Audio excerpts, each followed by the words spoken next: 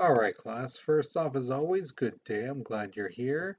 So today we are going to finish up the World War II. Again, this is one of those things where it's like there's so much information that I just wish we had more time so I can go through it all because there's again so much I have to edit and toss out. And so this video it might be a little bit long. The last my world history class it didn't go too long, but um, again, can't say that for you guys. Again, don't cross your fingers, right? So today the objective we're gonna analyze the invasion of D-Day. We're actually gonna be talking about that today. Then we're gonna examine how the atomic bomb was created and some of the ideas of scientists at the time. Because remember, they had no idea what was gonna happen, but the idea of how it was going to work scared a lot of people. We're going to talk about that in a little bit. Now we're creating an argument on whether dropping the atomic bomb was justified. Now that you know about Pearl Harbor and stuff like that, um, was it justified? And you're going to hear the totals of number of people dying and things like that initially from the bomb and in the aftermath of it. Okay, but first let's go ahead and go to our warm-up picture. Okay, so here is the picture. Okay, so the first question asks you, what comes to your mind when you see this picture? Okay.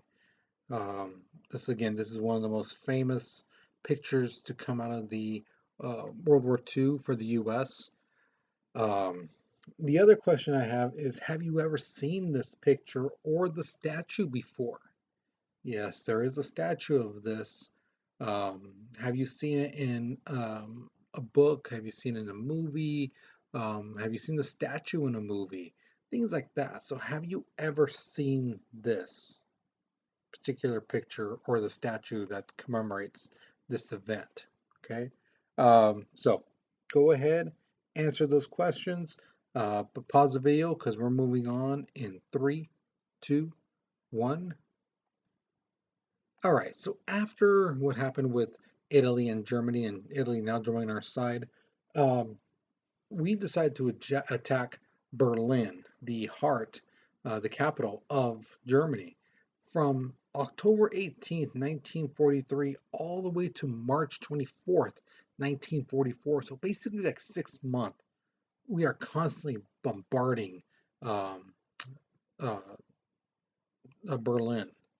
Okay, now June 6th, 1944 is one of the most important days in World War II. That is the D-Day invasion. Okay. Now here's the thing. A lot of people think, just like I said before, that when we land on the beach, that's how D-Day started. That's not. A little after midnight, 24,000 paratroopers are flown across the English Channel on about 1,000 different planes. And these guys fall behind enemy lines. Now, their job is to basically get the Germans, as much Germans as they can, away from the beaches, whether it's tanks or cars or jeeps, loads of German soldiers. They need to get as much as they can away from the ocean. Okay, and that's what they do. Okay, so the invasion starts at 6:30, right? The amount of soldiers that are sent is 176,000 soldiers across the English Channel on 5,300 boats across 45 miles worth of beach land. This operation is known as Operation Overlord. Okay, the United States has two particular sections that they're supposed to take: Utah and Omaha. Omaha is the one where it's the most famous of them, where a lot of video games and movies depict the Omaha beach. Okay, the British land at the gold section and sword section. Now, here's another group that a lot of people tend to forget. I don't know why, but they do. It's the Canadians. The Canadians were actually at D-Day too. They sent their troops to the section called Juno.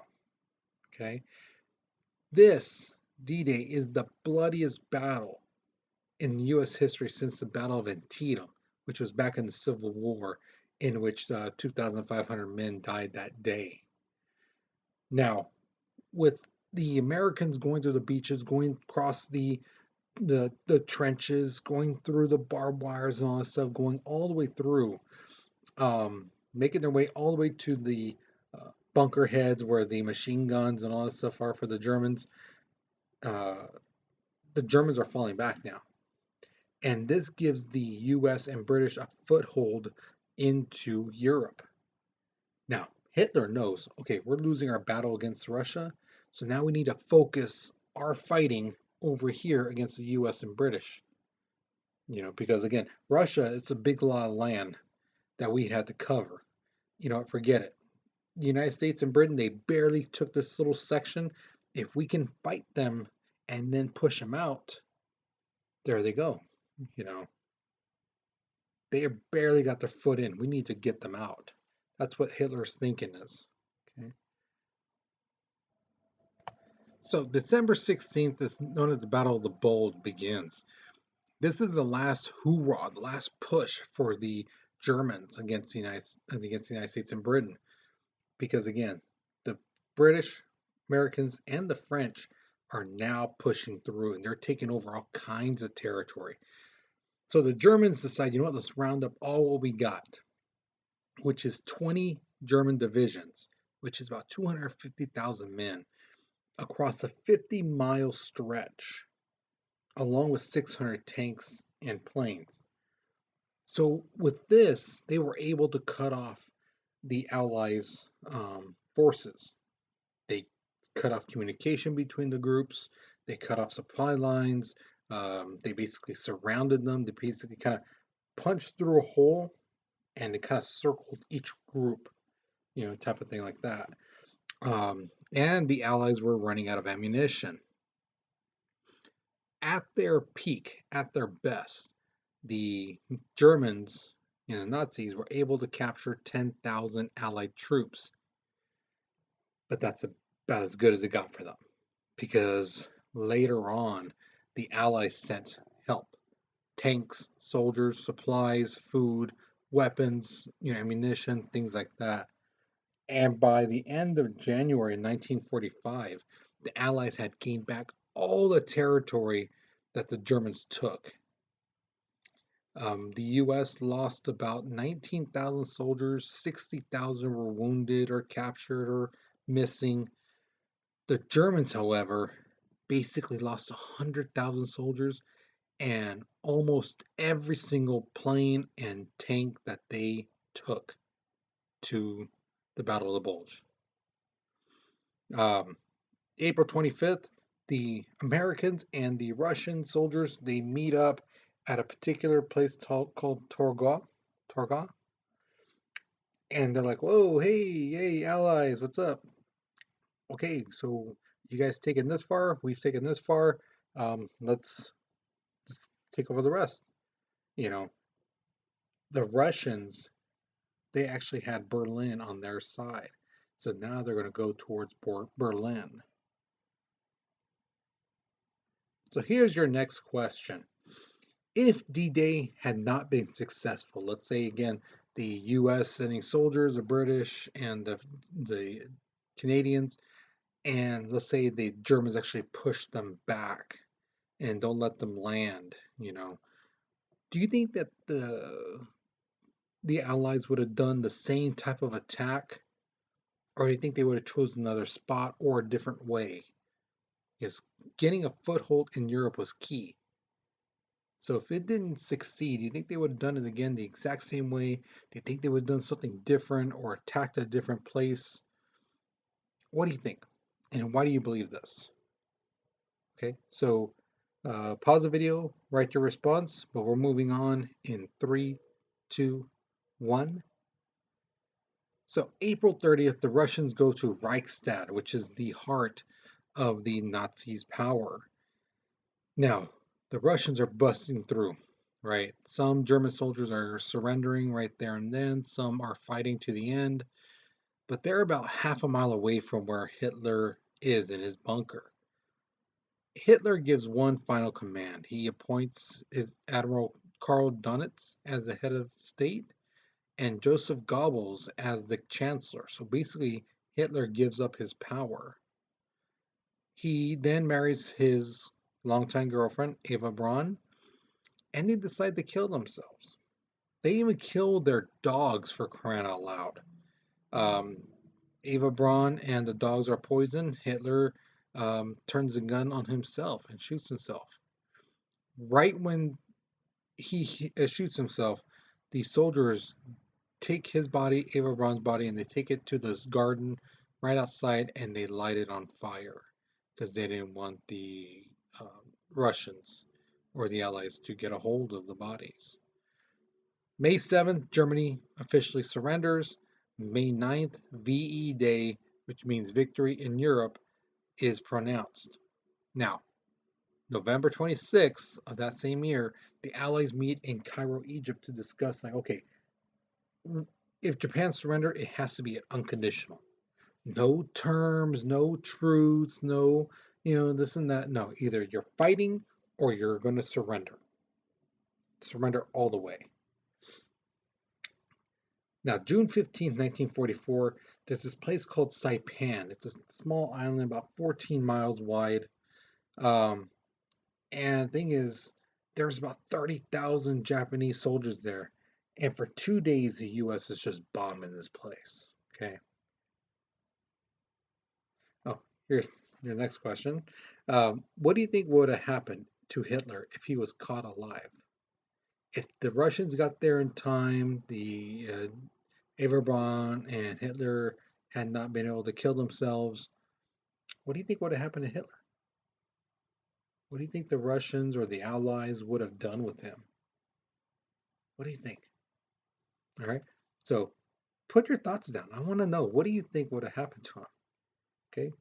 But we'll pause the video, but we're moving on in three, two, one. So going back to Saipan, for 4 weeks there's a bunch of fighting going on. 16,525 Americans are killed or reported missing, and almost all 30,000 Japanese soldiers are dead. Now here's the thing. This is what makes this battle so interesting and just like, wow. There was about 4,000 standard Japanese civilians who lived on that island.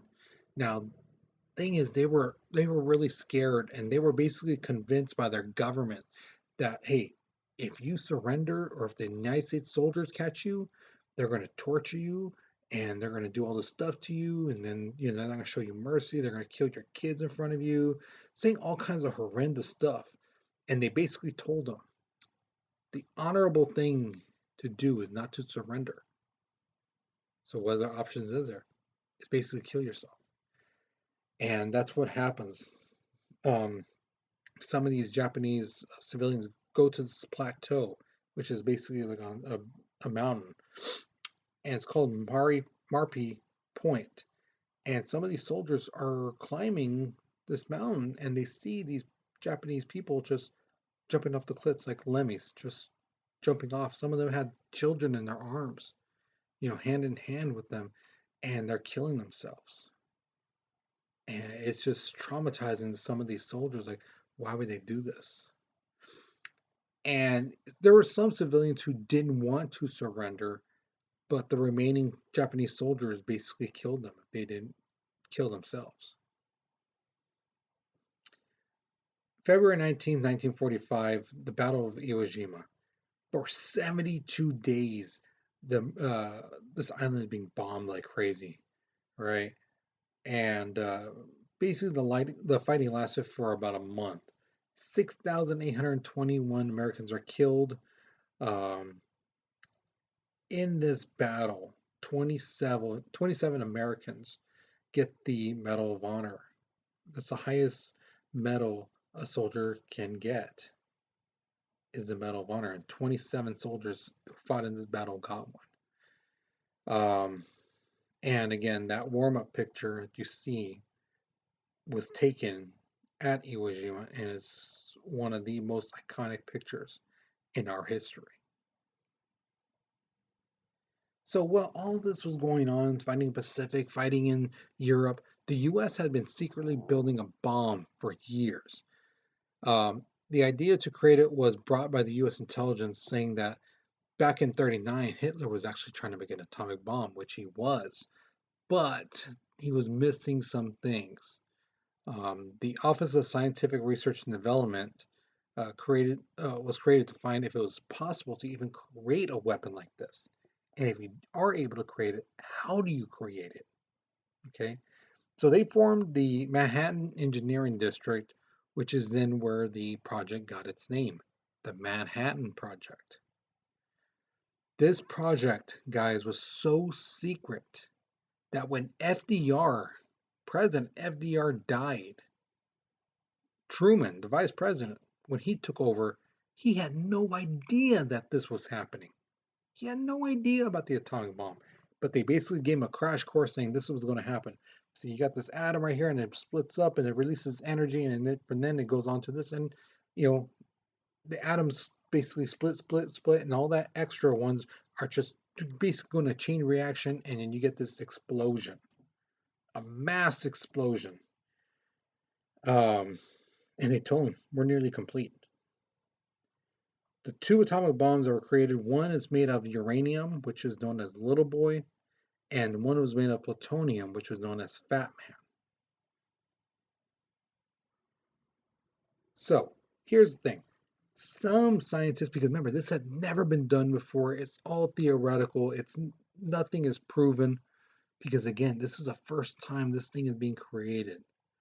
So some scientists believe that the atomic bomb would have a chain reaction where the atoms are releasing, and it would just continue on and on and on until basically it wiped out the entire world. Okay. But then there were some scientists who said, you know what, it might, because of the explosion, the force of it, and things like that, and the destructive ability of it, it might actually even catch the atmosphere on fire, which is what keeps our, Earth cool and stuff like that, and keeps out harmful rays, UV light, things like that, keeps our oxygen, all this. So that whole thing might be destroyed by this bomb. Now that you know this, what are your thoughts about President Truman, who said he hears all this stuff, all these theories that this might happen, this might happen, this might happen, this might happen, and a lot of them are really bad, like basically like this, and yet he still decides let's test those bombs out. What are your thoughts about him now? Do you think it was a gutsy call? Do you think it was a kind of a reckless call? Do you think it was more of a like, hey, let's try it out. If we die, we die, type of thing. Or what's your thoughts on this? What are your thoughts on him when he hears all this stuff? It's like, let's drop it. Let's test it out. Okay. So pause the video. Tell me what you think. Okay. So July 26, 1945, there's this thing called the Potsdam Conference, in which the U.S. gives Japan an ultimatum. They haven't shown anyone the bomb yet, things like that. But they're telling them you need to surrender, and here's the terms we're thinking of, which meant that Japan had to change their government to a democratic one, and Japan's like, they're not really liking this, what they're hearing.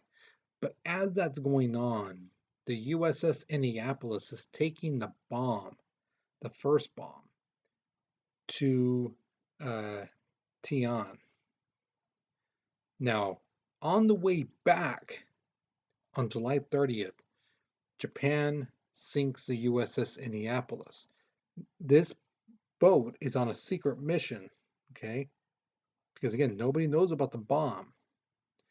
And they're on the secret mission to take the bomb. On the way back, they sink. 1,196 men are in the water. But the thing is, they're surrounded by sharks.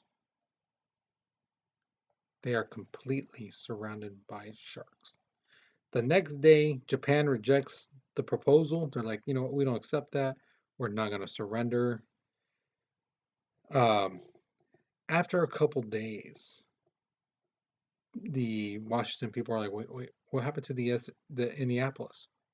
Where's that ship? It hasn't came in. Where is it? Well, we lost contact with them somewhere around here. So they go out there to gather the men. Of the 1,196 men, only 321 are alive. In those, 3 days, 880 men were eaten or killed by the sharks. August 6th, the Enola Gay, that's the name of the plane, drops the first atomic bomb, Little Boy. They dropped it about 1,900 feet above Hiroshima, and the explosion just destroyed about 5 miles worth of land, uh, instantaneously killing 40,000 men, women, and children. Um, in the next couple days, another 100,000 die from radiation poisoning or the radiation burns. And over the next 5 years, millions more die from radiation poisoning in their drinking water. And some of them got, again, radiation poisoning because they didn't know about the fallout. That a certain area where the bomb exploded, there's still radiation being dropped, it's still in the ground, it's rising up, things like that. It's not safe to live there. They didn't know that, so they still went there like it was no big business. And slowly and invisibly, they're dying. Japan still didn't surrender. So here's your next question. How would you react if you were stuck in the middle of the ocean surrounded by sharks? Imagine you're with a bunch of your fellow soldiers in the water. You guys are floating together, and all of a sudden there's just sharks circling all around you. Every so often, one of them will go under and start picking one of you guys off. Just start chopping on one of your legs, bring you down, or just straight bites off half of one of you guys. You know, how would you react? What would you do? The next question says, why do you think Japan didn't surrender after the first atomic bomb was dropped? What are some possible reasons why they would be like, yeah, 40,000 people, yeah, no, 100,000 next day, now let's keep fighting. Well, what do you think's going on in their head? Where they would be like, yeah, let's keep fighting. Let's stay in this. Okay, so pause the video, write down what you think. Okay, but we're moving on in 3, 2, 1. So then the US decides to drop the second bomb on August 9th, 1945.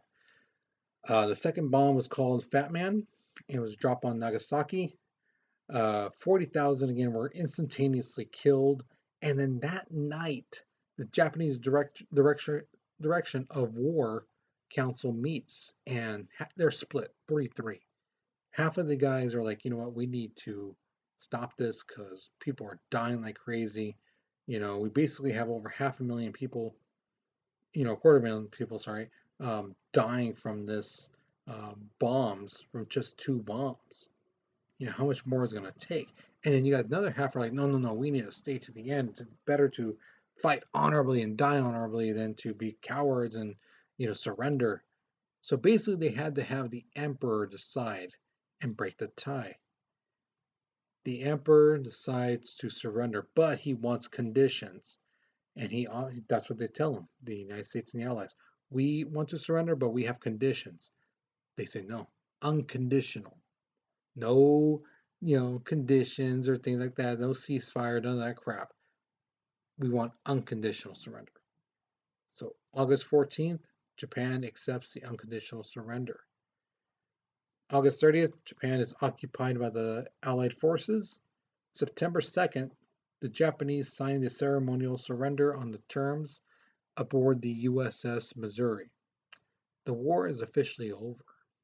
Okay. Now, the U.S. was planning to invade Japan. Now, the generals felt that it was going to cost about 1,000,000 lives to take Japan, knowing how disciplined and how Japan feels towards surrender. So originally they were going to attack on November 1st. Japan had their plans as well. They had plans to gather about 500,000 soldiers, right, and prepare them to train the 6 million civilians who were living in Japan, to train them to fight with everything from guns to bamboo spears. Whatever they can find to fight, so be it. Okay.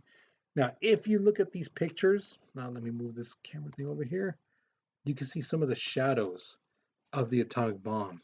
Now you see like, there's a picture of someone just sitting down right here. This is not a shadow. This is a shadow from the bomb, from the turning thing. Again, some old person right here was standing there. They're wiped out. This person's sitting next to a ladder, wiped out. That's all that's left of them is the burnt image of where they once were on the ground or on walls.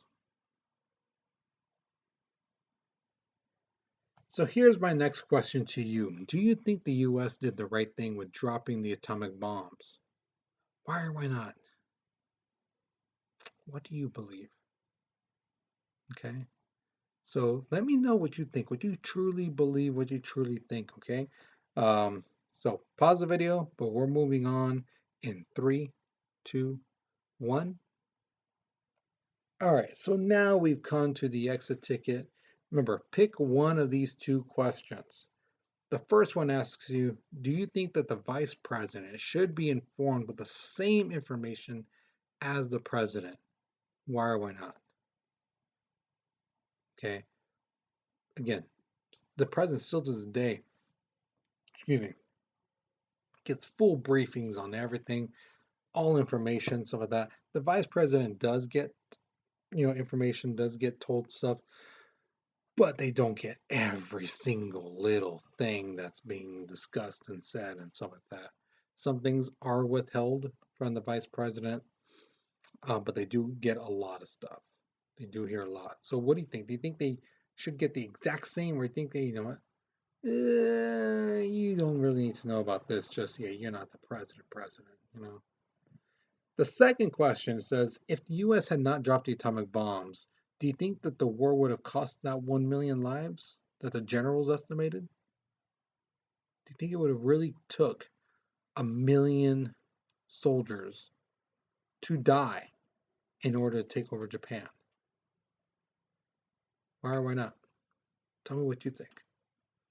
Okay. So once you are finished with this, you are done for the class. Okay. So hopefully you learned something new. Hopefully you enjoyed this lesson. Um, I really hope you guys did get some information out of this. I hope some of this stuff does stick.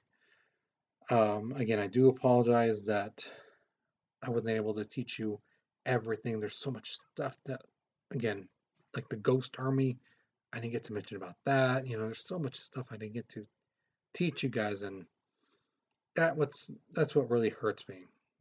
But I'm glad you guys got to get this much at least, and I really, really hope that you guys did learn something.